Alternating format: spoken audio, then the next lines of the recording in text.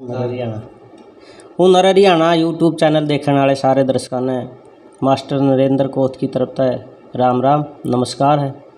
फिलहाल मौजूद हाँ अपने गांव के आध्यात्मिक सिद्धपीठ श्री कालापीर जी मठ और हमारे साथ मौजूद हैं वर्तमान में पाखंड पर हमेशा अपनी एक मुहिम चलाए हुए महंत सुखराय नाथ योगी जी और वर्तमान में जो पाखंड है समाज के लिए बहुत ही मतलब ख़तरनाक स्थिति में है, तो उसी विषय को लेकर के आज की जो हमारी वीडियो है और हमारे साथ जुड़े हुए हैं महंत सुखराय नाथ योगी जी, उनसे करवाते हैं आपको रूबरू। तो गुरु जी आदेश शुभकामनाएं। गुरु जी सबसे पहले आप पाखंडवाद की परिभाषा के बारे में बताओ थोड़ा बहुत, पाखंड चीज़ क्या है। आपके सभी दर्शकों को सिद्धपीठ श्री दादा कालापीर मठ की ओर से आपके द्वारा पूछे गए इस प्रश्न से अवगत कराते हुए मैं बताना चाहूँगा कि जो कार्य मत या सिद्धांत वैदिक मत के विरुद्ध किया जाता है, वेद शास्त्रों के खिलाफ होकर के किया जाता है, स्वयं को मनमुखी भगवान सिद्ध करने के लिए किया जाता है या स्वयं को किसी भी प्रकार का अवतार घोषित करने के लिए किया जाता है, वो कार्य पाखंड कहलाता है। इस प्रकार के कार्यों का परित्याग करना चाहिए, यही पाखंड की एक वास्तविक परिभाषा है। तो पाखंड से त्रस्त होकर के भिवानी के पुर जिले में पुर गांव में भिवानी जिले के पुर गांव में एक, मैं तो उनको साध्वी तो नहीं कहूँगा, उनसे परेशान होकर के एक लड़का है अमित, उसने जहर खा करके जान देने की कोशिश की। आस्था के ऐसे स्थान पर मतलब इस तरह की जो घटना घटित होती है उसके बारे में आपका क्या दृष्टिकोण है। देखिए, सुनने में आया, मेरे को इस बारे में भी जानकारी मिली। पिछले मैं काफ़ी दिनों से बिल्कुल एक किस्म से मैं एकांतवास में था और मेरे को अभी 2-3 दिन से इस बात की सूचना मिली है कि भिवानी ज़िले के पुर गांव में एक पाखंडी औरत, एक ढोंगी महिला, एक तंबाकू पियक्कड़ महिला, एक हुक्का पियक्कड़ महिला के द्वारा गुरु गोरक्षनाथ जी की आड़ में और उनके पवित्रतम धुने की आड़ में, आध्यात्मिकता और धार्मिकता की आड़ में एक बहुत बड़े प्रपंच, एक षड्यंत्र को रच करके पहले मोखरा गांव में इसने इस प्रकार के ढोंग को स्थापित करने का कार्य किया। हम लोगों ने मोखरा गांव में एक महापंचायत करके इसके पाखंड को जड़मूल से नष्ट किया। वही पाखंड अब भिवानी जिले के पुर गांव में दोबारा अपने पंख पसार रहा है। वहाँ उस पाखंडी औरत के द्वारा गांव पुर के ही निवासी अमित कुमार को एक बहुत ज़्यादा परेशान किया गया, मानसिक रूप से भी, और उससे कुछ पैसे भी उधारे लेकर के अपने टूम वगैरह या कुछ उनके परिवार वालों ने, उस पाखंडी महिला के परिवार वालों ने उस लड़के अमित के पास गिरवी रखे और अमित को जान से मारने की धमकियां दिलाई और अनेकों प्रकार से अमित को बिल्कुल आत्महत्या के लिए मजबूर किया। अब मैं ये कहूँगा कि आत्महत्या करना एक कायरता का प्रतीक है। आत्महत्या वीरों का काम नहीं है, ये वीरों का श्रृंगार नहीं है। तमाम दर्शकों से मैं कहूँगा, लेकिन फिर भी कई बार व्यक्ति के सामने ये ढोंगी, तांत्रिक और पाखंडी और आडंबरी, जो कि अपने आप को श्रेष्ठतम सिद्ध करने के लिए अनेकों प्रकार के अनन्य ढोंग करते हैं, इन ढोंगियों के द्वारा, तांत्रिकों के द्वारा लोगों को, बेचारे गरीब और भोले वाली जनता को इतना मायूस कर दिया जाता है कि वो हताश, निराश, उदास होकर के प्राणांत के नज़दीक पहुंचते हैं, अर्थात अपने प्राणों का अंत करने के लिए वो कदम उठा लेते हैं। तो अमित कुमार ने ऐसा ही किया। वो एक गरीब बच्चा है, एक बिजली बोर्ड के अंदर, अर्थात बिजली के कुछ मैंने सुना है कि विद्युत आदि के ही कार्यों के अंदर वो लगा रहता है, बेचारा दिहाड़ी मजदूरी करके अपना गुजारा करता है। उस गरीब व्यक्ति को इसने तंग किया, प्रताड़ित किया। इससे तंग होकर के उसने आत्महत्या का प्रयास किया और इस महिला ने उससे 16,000 रुपये भी लिए। अमित कुमार जो पीड़ित है उससे 16,000 रुपये लेकर उसके घर में रात को तंत्र मंत्र की क्रियाएं, तांत्रिक क्रियाएं करके उसके घर में किसी भी प्रकार की कोई समस्या थी तो उस समस्या से निपटान करने के लिए उसने लोभ दिया था, लेकिन उसके घर में किसी भी प्रकार की कोई शांति या सुख उसे प्राप्त नहीं हुआ। तो वो बिल्कुल चारों ओर से घिर गया और परेशान हो गया और उधारे ली गई रकम को जब वापस उसने उस पाखंडी तम्बाकू पियक्कड़, हुक्का पियक्कड़ महिला से जब वापस अपने पैसे की मांग की, तब उसने अपने गुर्गों के द्वारा अमित को धमकी दिलाई और स्वयं ने भी उसको गंदी गंदी गालियां दी और धमकी दी जान से मारने की। तो उससे तंग आकर के उस लड़के ने मरने का एक प्रयास किया, लेकिन परमपिता परमात्मा की ऐसी अनुकंपा और गुरु गोरक्षनाथ जी महाराज की कृपा से उस बेचारे गरीब व्यक्ति के प्राण बच गए। मैं यही प्रार्थना करता हूँ कि वो जल्द से जल्द स्वस्थ हो। और अमित कुमार से भी मैं यही कहूँगा कि मर जाना कायरों का काम है। मैं ये आपसे कहना चाहूँगा कि कायरता का परिचय कदापि ना दें, बल्कि इस प्रकार के ढोंग और पाखंड का पुरजोर विरोध करें, संघर्ष करें। संघर्ष के माध्यम से इस प्रकार के ढोंग और पाखंड का पर्दाफाश करें, ताकि आप जैसे और लाखों लोग पाखंडों में धंसते हुए बचें। मतलब प्रेरित हो आपको देख करके। बिल्कुल, आपके संघर्ष को देख करके, आपसे प्रेरणास्पद आपको वो मान करके पाखंडों, आडंबरों और ढोंग आदि जो समाज के अंदर भारत की रीढ़ को तोड़ने का काम कर रहे हैं, इस प्रकार के ढोंगी लोगों से वो बचें और आपको अपना प्रेरणा स्रोत मान करके आपकी तरह संघर्ष करके पाखंडों को बिल्कुल जड़मूल से नष्ट करने के लिए संकल्पबद्ध, प्रतिबद्ध और कटिबद्ध हों। गुरुजी, कुछ लोग ढोंगी ही कहूँगा मैं उनको, कुछ ढोंगी लोग तंत्र मंत्र करके और उपलों का ढेर बना करके या बर्फ आदि में बैठ करके जो प्रदर्शन करते हैं, वो क्या है? मतलब समाज में इस तरह के मतलब बहुत ज़्यादातर देखा जाता है। भैंस या गाय, इनके गोबर से निर्मित जो उपले होते हैं, हरियाणा, राजस्थान, उत्तर प्रदेश, उत्तराखंड, पंजाब, हिमाचल, निकटवर्ती हमारे तमाम राज्यों के अंदर, हमारी ग्रामीण सभ्यता के अंदर, ग्रामीण संस्कृति और ग्रामीण रहन सहन में, ग्रामीण परिवेश में हमारी माताएं गाय और भैंस से जो गोबर प्राप्त होता है, उस गोबर से उपले यानी थपेड़ियाँ बना करके उसके बड़े बड़े वो बोलते हैं उसको बिटोड़े आदि बनाती हैं, और उन बिटोड़ों को लगा करके वो उनको बेचते भी हैं और अपना गुजारा भी करती हैं। कुछ पाखंडी तंत्र मंत्र की आड़ में अपने आप को तपस्वी दिखाने के लिए, अपने आप को तपोमय दिखाने के लिए, अपने आप को तपधारी दिखाने के लिए, अपने आप को एक अवतार दिखाने के लिए, अपने आप को एक धर्मवेता दिखाने के लिए उन उपलों को, उन लोगों को भ्रमित करके वहाँ से लिया जाता है। वो भी फ्री में लेते हैं और उसकी चारों ओर से बहुत दूर, कम से कम भी ये मानो 15-15 फीट दूर ढेरियाँ बना करके उनमें आग जलाकर उनको एक किस्म से लोगों के जनमानस के दिमाग में धुएं का नाम दे करके लोगों को लगता है कि ये धुआं है और इसमें बैठकर ये तप हो रहा है। ऐसा बिल्कुल नहीं है। लोग ढोंग करते हैं, पाखंड करते हैं और उन अग्नि के बीच में बैठ करके जो प्रदर्शन करते हैं, इस प्रकार के प्रदर्शन से कोई भगवान खुश नहीं होता। बर्फ़ के पानी में, एक ड्राम में, किसी भी ड्रम के अंदर बर्फ़ डाल करके उसमें ये बैठ करके, ये पूर्व गाँव में जो अभी फ़िलहाल एक ढोंगी पाखंडन और तम्बाकू पियक्कड़ महिला है, इसने भी ये ढोंग किया कि मैं तप कर रही हूँ।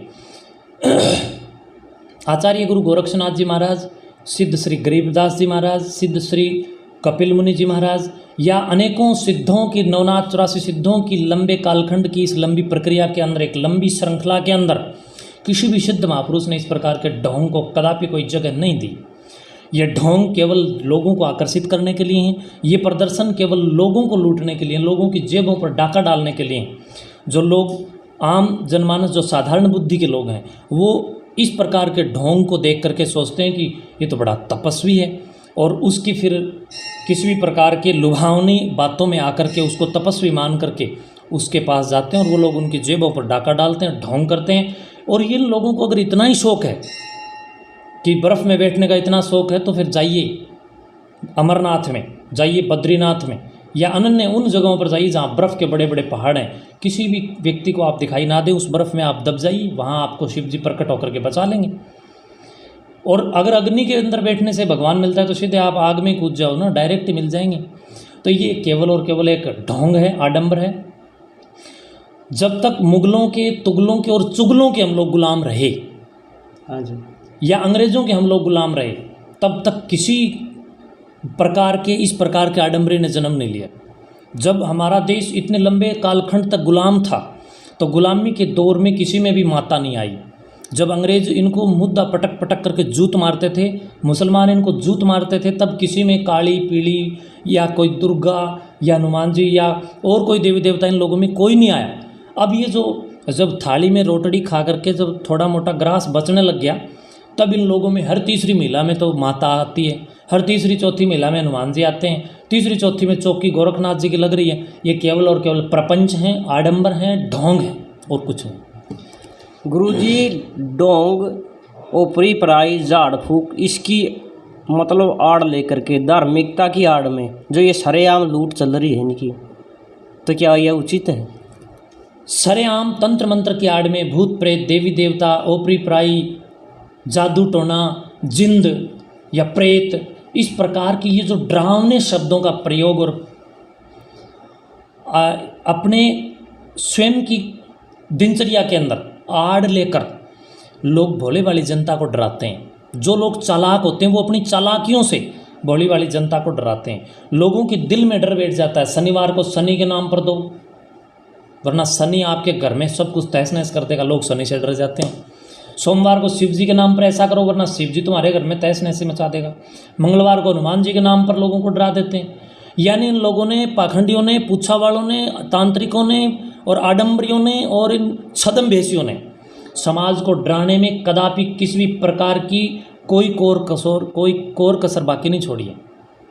कोई अतिशयोक्ति इस बात में कदापि नहीं होगी कि ये लोग सरेआम लूट मचा रहे हैं। हाँ। सरेआम धर्म की आड़ में गंदगी मचा करके इन लोगों ने रख दी है। हाँ। मैं स्पष्ट शब्दों में कहूँ तो ये लोग वास्तव में आतंकवाद से भी ज़्यादा खतरनाक हैं। ऐसे लोगों से समाज को बचना चाहिए और ऐसे लोगों से मैं समझता हूँ कि स्वयं जागरूक होकर औरों को भी अवेयर करने की आवश्यकता है, जागरूक करने की आवश्यकता है। और मैं लोगों को जागरूक करने के लिए पिछले काफ़ी वर्षों से लगा हुआ हूँ और आपके चैनल के माध्यम से भी, मैं आपके सभी दर्शकों के माध्यम से भी, प्रत्येक उस व्यक्ति के माध्यम से जो मुझे अभी आपके इस मोबाइल स्क्रीन पर देख रहा है, अपील करूँगा, प्रार्थना करूँगा, गुजारिश करूँगा कि स्वयं जागरूक होकर औरों को भी जागरूक करें, स्वयं बचकर औरों को भी बचाएं। ये जितने आडंबर किए जा रहे हैं ये सब वेद, उपनिषद या दर्शन शास्त्रों की कसौटी के बिल्कुल विपरीत हैं।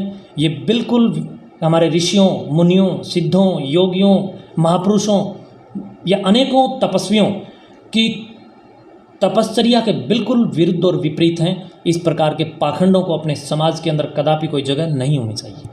तो भिवानी सहित जो पुरगांव है उसमें जो छद्मवेशी जो साध्वी है, तो वो अपने आप में गुरु गोरक्षनाथ और अन्य देवी देवताओं का अवतरण आदि का प्रदर्शन कर रही है, जो उसकी एक गाली गलौज की वीडियो वायरल हुई है, उस पर कटाक्षेप करें। भिवानी जिला हरियाणा प्रांत का एक विशेष स्थान है और भिवानी जिले के एक छोटा सा एक गांव है पुरगांव। उस पुरगांव में एक ढोंगण महिला पिछले कई दिनों से अपना डेरा जमाए हुई है और वहाँ लोगों के अंदर अंधविश्वास के बीज बोने का वो काम कर रही है।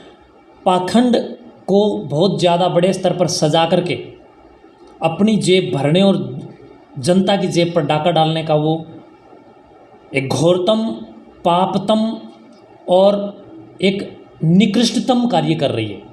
उस महिला ने किसी को फ़ोन पर, एक शायद हो सकता है वो अमित कुमारी हो, जिसको फ़ोन पर बहुत गंदी गंदी माँ, बहन, बेटी, अड़ोसी पड़ोसी की इतनी गंदी गंदी गालियाँ जो दी हैं, उस गालियों के लिए जब एक पत्रकार महोदय ने, मैं धन्यवाद दूंगा, दात दूंगा उस पत्रकार बंधु की जिसने उस पाखंडन से ये प्रश्न किया कि क्या ये ऑडियो आपकी नहीं है, लेकिन उस ढोंगी महिला ने ऑन रिकॉर्ड, ऑन कैमरा, वहीं खुद के द्वारा बनाए गए उस धोने नुमा आकृति वाले स्थान पर, जिसको वो पवित्रतम स्थान मानती है, उसी के ऊपर खड़ी होकर के वो इस बात का नेम देती है। इस बात के लिए वो खड़ी होकर के उद्घोष करती है कि मैं गोरक्षनाथ जी के धोने के सामने खड़ी होकर कहती हूँ कि ये तो डबिंग वीडियो है। तो इतनी कितनी बड़ी डबिंग ट्रंप जैसी है या बाइडेन जैसी है जो तेरी लोगों को डबिंग करने की आवश्यकता पड़ी, वो बिल्कुल जायज़ हैं।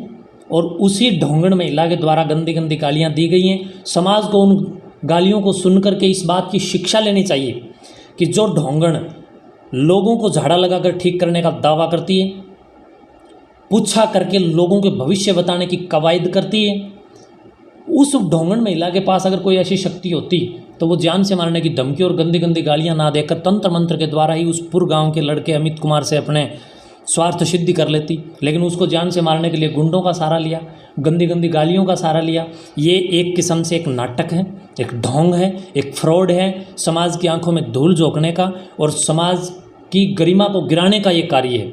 तो मैं समझता हूँ इसकी आधुनिक उपकरणों के माध्यम से, विज्ञान के वर्तमान तकनीकी के माध्यम से उस रिकॉर्डिंग की जांच होनी चाहिए और लेबोरेटरी टेस्ट के बाद पता चल जाएगा कि सच कौन है और झूठ कौन है।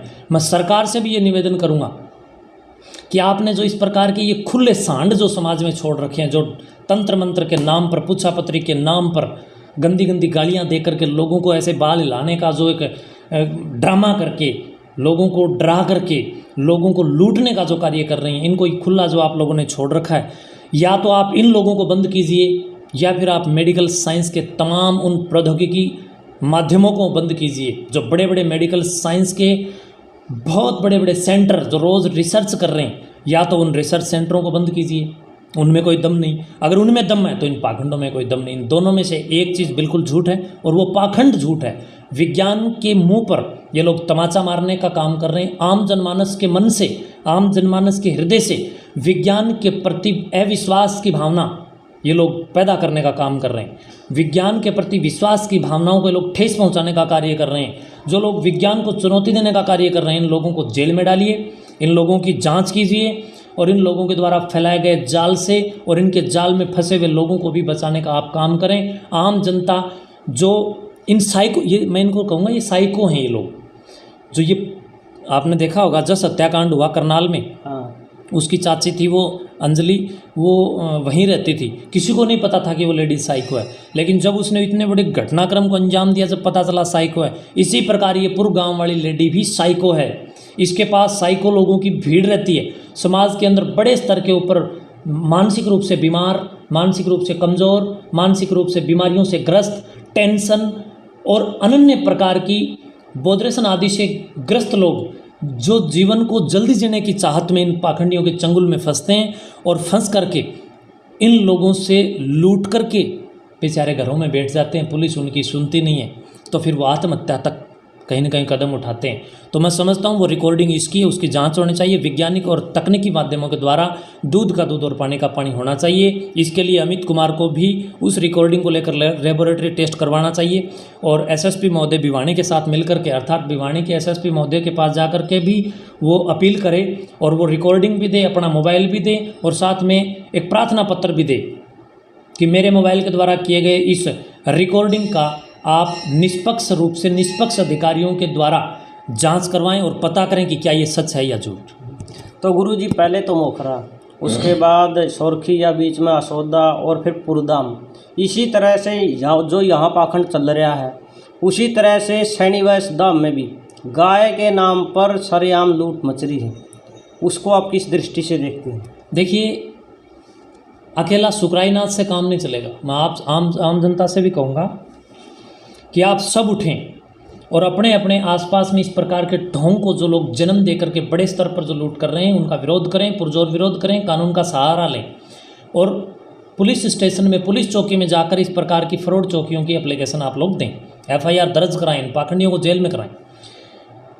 पहले गांव मोखरा में, मोखरा के बाद गांव सोरखी में, सोरखी के बाद गांव आसोदा में, आसोदा के बाद वो ढोंगनापुर गांव में बैठिए, उसको वहाँ से भी हटना पड़ेगा। 40,000 रुपये रेंट दे करके, वो एक महीने का, वो कोई धाम नहीं है, बल्कि वो वहाँ पर कोई एक प्राइवेट स्थान है, और धाम उसे कहते हैं जहाँ पर कई पीढ़ियों तक बहुत उच्च कोटि के महापुरुषों ने तप करने का, अर्थात परिश्रम करने का, समाज के कल्याण करने का, सामाजिक धार्मिक आध्यात्मिक चेतनाओं को जगाने का और ज़मीन को चेतन करने का काम करने का एक लंबे समय तक एक साहस और परिश्रम और एक धैर्य स्थापित होता है, वह स्थान धाम कहलाता है। वो कोई धाम नहीं। इन लोगों ने मनमुखी 5 ईंट रख ली और कोई प्राइवेट जगह पर ले ली। 40,000 रुपये जिसका किराया वो लोग महीने में दे रहे हैं, तो देख सकते हैं आप 40,000 रुपये जो किराया दे रहे हैं, वो कितनी लूट जनता की मचा करके बैठे हैं। उसके बाद उस पाखंडन का तो ढोंग अब समाज के सामने आ चुका है। अब गांव सैनीवास के अंदर भी एक बहुत बड़ा ढोंग जो चला हुआ है, उसके अंदर भी मैं पिछले 2-4 दिन से देख रहा हूँ। प्रिय बंधुओं, दर्शकों, आप सभी से मैं कहना चाहूँगा कि गांव सैनीवास के अंदर एक ढोंग, एक आडंबर बड़े स्तर, बड़े चरम सीमा के ऊपर वो आज समाज को ला करके खड़ा कर रखा है। वहाँ मैंने सुना है कि एक गाय वहाँ ला करके, उसको कामधेनु आदि का नाम दे करके, उस गाय को स्टील की ग्रिल आदि लगा करके, उसके ऊपर एक सुंदर सी छतरी आकर्षक बना करके, और उसके चारों ओर दान पात्रों का निर्माण करके, दान पात्र लगा करके, गायों की आड़ में दान लेकर के, अर्थात गाय की आड़ में बिजनेस व्यापार चमकाने के लिए उन लोगों ने एक बहुत बड़ा ढकोंसला वहाँ पर किया है। और एक पत्रकार, जो को लंबा पत्रकार हैं वहाँ, वो बिल्कुल निष्पक्ष रूप से उस पाखंडी ढोंगी, आडंबरी और उस पुच्छा वाले जो वहाँ वो अपने आप को सत्यनारायण बताता है, उस व्यक्ति से वो डायरेक्ट रूप से एक निडरता के साथ प्रश्न करता है कि क्या ये आडंबर, ये ढोंग नहीं है, तो सामने से उत्तर बिल्कुल निरुत्तर होकर के वो व्यक्ति खड़ा हो जाता है और लांबा साहब के प्रश्न का उसके पास कोई उत्तर नहीं है। ये इस प्रकार के ढोंग जो गायों को भी नहीं बख्शते, गाय के नाम पर भी ये लोग लूट मचा करके बैठे हैं। प्रशासन आंखें बंद करके नहीं बैठे। मैं प्रशासन से अपील करता हूँ, सरकार से अपील करता हूँ कि बिल्कुल आंखें बंद करके बैठना बंद करो। कड़वे कानून बनाकर उन कानूनों के तहत इन लोगों को अंदर करो।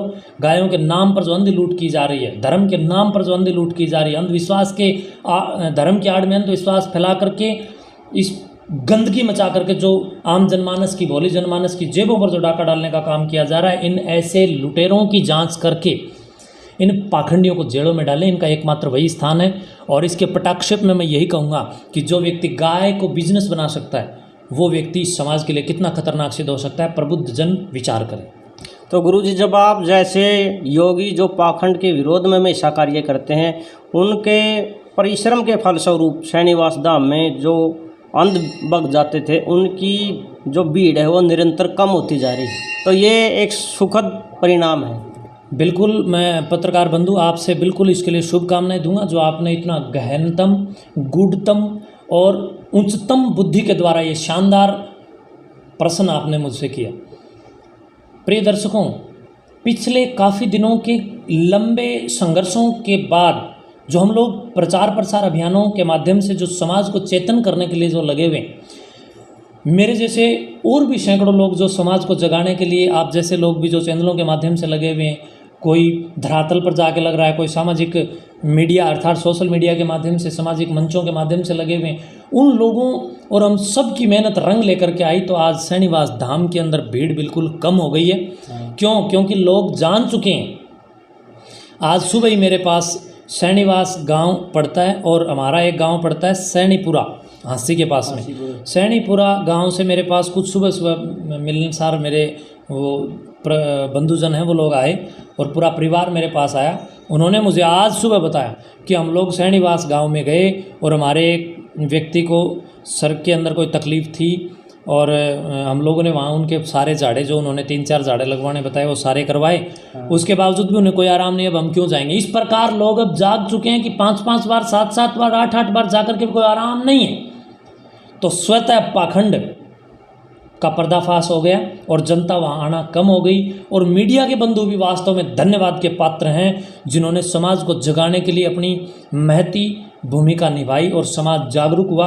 अब इन पाखंडियों के चंगुल में लोग जाना कम हो गए। और ये एक शुभकामनाओं का विषय, एक मुक्त कंठ से प्रशंसा का भी एक विषय है कि पाखंड खंडनी पताका लहराई, पाखंड का खंडन हुआ, पाखंडों से पर्दा हटा और जनता में एक अवेयरनेस, एक जागरूकता, एक चेतनता, एक चेतना आई। और उस चेतना के फलस्वरूप आज इन पाखंडियों के षड्यंत्रों की दुकानों में, ढोंग और आडंबरों की दुकानों पर इनके ग्राहकों के अंदर ज़बरदस्त टूट हुई, कमी हुई। अब ये ढोंग जल्दी ही धराशायी हो जाएगा। और मैं समझता हूँ जिस प्रकार एक बहुत पुराना कोई मकान हो जिसकी नींव अगर कमज़ोर हो जाए तो वो चाहे कितना भी नया हो, चाहे कितना भी पुराना हो, वो मकान भर भरा करके गिरता है जिसकी नींव कमज़ोर हो। अब इन लोगों की जो ये पाखंड पर जो नींव टिकी हुई है, ये पाखंड जड़ से ख़त्म होने पर अब इन पाखंडों की ये दुकानें भी भर भरा करके गिरेंगी और हम लोग भी इन लोगों के ऊपर कानून का पट्टा चलवाएंगे। जैसे गुरुजी कबीरदास जी ने लिखा था कि पत्थर पूजे हरि मेरे तो मैं पूजूं पहाड़, ताते व चाकी वाली पीस खाए संसार। यानी कि पाखंड के विरोध में और जो नवयौवन है, जो किशोरावस्था सबसे ज़्यादा भटकाव की अवस्था है, जिसमें सबसे ज़्यादा मतलब इस दिशा पाखंड की दिशा में युवा जा रहे हैं, तो उनको सही दिशा निर्देश एवं मार्गदर्शन के लिए आप क्या कहेंगे? आचार्य कबीरदास जी महाराज को मैं प्रणाम करता हूँ और आपको बताना चाहता हूँ, सामाजिक उत्क्रांति अभियान के द्वारा केवल मात्र कबीर जी महाराज ने काम नहीं किया। युवा पीढ़ी को सामाजिक चेतना के लिए, श्रेष्ठतम दिनचर्या के लिए, आध्यात्मिक, धार्मिक, भौगोलिक और सामाजिक पृष्ठभूमियों के ऊपर विज्ञान के साथ खड़े रह करके जिन ऋषियों, मुनियों, सिद्धों ने काम किया, उनको पढ़ना होगा, उनको जानना होगा, उनको समझना होगा, उनको आत्मसात करना होगा। आचार्य गुरु गोरक्षनाथ जी महाराज, जो कि नाथ संप्रदाय के प्रथम तत्ववेता के रूप में समाज के सामने उठ करके आचार्य मच्छेंद्रनाथ जी के बाद आए, उन महायोगी गुरु गोरक्षनाथ जी महाराज को आप पढ़ें तो उन्होंने पाखंड को बिल्कुल करारा जवाब दिया है, करारा तमाचा पाखंड के मुंह पर मारने का काम किया है। उसके बाद आप देखेंगे, आप नज़दीकी सदियों में देखेंगे तो गोपीचंद भर्तृहरि के बारे में भला कौन नहीं जानता। उन्होंने तो स्पष्ट तौर पर ये कहा है, ये सा न विद्या न तपो न दानम न ज्ञान न शील न गुणो न धर्मा। उन्होंने भी यश ज्ञान तप दान इनके लिए समाज को प्रेरित करने का काम किया है। और 3 ग्रंथ लिख करके, भर्तृहरि शतक जिसके 3 भाग हैं, नीति शतक, वैराग्य शतक और श्रृंगार शतक, इनके माध्यम से समाज को चेतना और प्रेरणा देने का काम किया है। उसके बाद आचार्य कबीर जी महाराज, या उनसे पहले आप देखें ऋषि कणव, कणाद, कपिल, जैमिनी, पाणिनि, पतंजलि, अनेकों ऋषियों की एक लंबी कतार है जिन्होंने लग कर के इस श्रेष्ठ भारत को विश्व गुरु बनाने का काम किया। ये विश्व गुरु जो भारत था, ये उन्हीं महापुरुषों की विद्याओं से विश्व गुरु था। और आज इन पाखंडी और ढोंगियों के पाखंडों से ये विश्व गुरु भारत धरातल के ऊपर अगर आप जाकर के देखें तो रसातल में धंसता हुआ दिखाई दे रहा है। तो इस विश्व गुरु को रसातल में धकेलने का काम यही लोग कर रहे हैं जो इस देश को सोने के बब्बर शेर से सोने की चिड़िया बनाने का सपना देख रहे हैं। तो मैं युवाओं से यही कहूँगा, वेद पढ़ें, उपनिषद पढ़ें, दर्शन पढ़ें, व्याकरण पढ़ें। जब आपको इन शास्त्रों का ज्ञान होगा तो इन पाखंडियों के बारे में जानकारी मिलेगी कि तंत्र क्या है, मंत्र क्या है, वेद क्या है, दर्शन क्या है, विद्या क्या है, तप क्या है, दान क्या है, ज्ञान क्या है और शीलता क्या है। और शीलता के साथ साथ गुण कर्म स्वभाव या विद्याओं की विधा क्या है, गुरु मुख से प्राप्त विद्या की तत्ववेता क्या है, इन सब को प्राप्त करने के लिए आप आरस ग्रंथों का अध्ययन करें। युवा पीढ़ी उसी से केवल बच सकती है। ऋषि दयानंद ने देखो ने कितना काम किया। निकटतम सदी में आप देखेंगे तो ऋषि दयानंद जी महाराज ने, आदि शंकराचार्य जी महाराज ने पूरी धरती के ऊपर पैदल भ्रमण करके धरती को इन पाखंडियों के चंगुल से बचाने का गुणतम कार्य किया। एक वो मुक्तगण से प्रशंसनीय है जिसको किसी भी कलम में इतनी ताकत नहीं है कि उस खगोल भूगोल के ऊपर उनके महात्म्य को पूर्णतया कोई लिख सके। किसी भी कलम में कोई ऐसी शक्ति नहीं है। तो निकटतम अगर आप समय में देखेंगे तो अनेकों ऋषियों ने अपने जीवन को बलिदान दिया और काम किया। सहज मार्ग से पाखंड मार्ग आसान था, इसलिए लोगों ने पाखंड का मार्ग अपना लिया और पाखंडों में जनता जल्दी पड़ती है। इसलिए भी लोगों ने अभी नज़दीक में आप देखेंगे 5-4 दिन पहले अमरेडी, ये आपका मदनहेड़ी गांव के अंदर एक महिला ने 4 लाख रुपए कुछ ईंट पत्थर एक लाल कपड़े में बांध करके धर्म की आड़ में लोगों की बुद्धि के ऊपर कब्जा इन लोगों ने जमा लिया और लाल कपड़े में ईंट पत्थर मिट्टी की कुछ कंक्रीट को उस पत्थरों को बांध करके दे दिया कि 6 महीने में सोना हो जाएगा। सोना होने के नाम पर आडंबर करके 4 लाख रुपए लूट लिए। अब भी हमारे समाज के अंदर बड़ी संख्या में लोग भोले हैं। उन भोले वाले लोगों को बचाने का युवा पीढ़ी का कार्य है, शिक्षकों का, संतों का और सैनिकों का कार्य है। इन सबको शिक्षकों के साथ साथ सैनिकों के साथ साथ सन्यासियों और युवा पीढ़ी को मिलकर के मैं समझता हूँ कि पाखंडों के चंगुल से बचाने के लिए ग्रंथों की ओर हमारे हिंदू धर्म को अर्थात हिंदू दर्शन को धकेलने का कार्य करना चाहिए। क्योंकि जो लोग ग्रंथों से विमुख हो गया उसी दिन वो व्यक्ति हिंदुत्व अर्थात हिंदू होने से भी विमुख हो गए। हम लोग तभी हिंदू हैं तब हम हिंदू धर्म ग्रंथों का अध्ययन करें, अन्यथा हम लोग हिंदू नहीं, बल्कि हम लोग, मैं समझता हूँ कि केवल और केवल झूठी परंपराओं अंधविश्वासों को ही धर्म समझने वाले लोग हैं। और इस प्रकार के लोगों का भविष्य ज़्यादा लंबा नहीं होता, बल्कि वो पीढ़ी गर्त में जाती है, पाखंडों में धंसती है, लुट जाती है, पिट जाती है। जैसे इसका बड़ा उदाहरण आप देखेंगे तो सोमनाथ मंदिर इन्हीं पाखंडों की वजह से लुटा, एक बड़ा उदाहरण है। तो इसलिए लूटो मत, कटो मत, मिटो मत, पढ़ो, विद्या का अध्ययन करो। और जब आप लोग बैठ करके अध्ययन करोगे तो आपका ईश्वर के द्वारा प्रदत्त बौद्धिक सॉफ्टवेयर अपडेट होगा, तो आप इन पाखंडों से मैं समझता हूँ कि बच जाओगे। तो गुरु जी, आपने इतना कीमती समय हमें दिया, उसके लिए आपका बहुत बहुत धन्यवाद।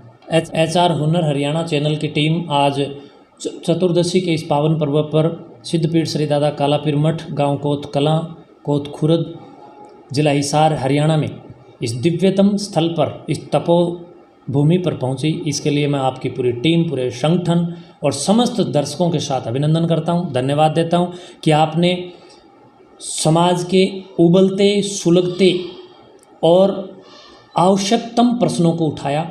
और मैं समझता हूं कि इस वार्तालाप से आपके सभी दर्शक लाभान्वित होंगे और पाखंडों के खंडन में ये वार्तालाप कहीं न कहीं श्रेष्ठतम और सहायक सिद्ध होगी। धन्यवाद। तो ये थे हमारे साथ महंत सुखरायनाथ योगी जी, जिन्होंने पाखंडवाद के खिलाफ एक मुहिम छेड़ी हुई है और हमारे दर्शकों को भी मतलब अच्छा दिशा निर्देश दिया। पाखंडवाद के खिलाफ इन्होंने मतलब बहुत अच्छा उच्चारण दिया है। तो आप भी पाखंडवाद से बचे रहिए और अपनी मेहनत एवं लगन से कार्य करते रहिए, क्योंकि किसी ने लिखा भी है कि उद्यमेन ही सिद्ध्यन्ति कार्याणि न मनोरथै नए सुप्तस्य सिंहस्य प्रवेशन्ति मुखे मृगा। तो मिलते हैं नेक्स्ट वीडियो में, बने रहिए हमारे साथ उन्नर हरियाणा चैनल पर। जय हिंद, जय हरियाणा।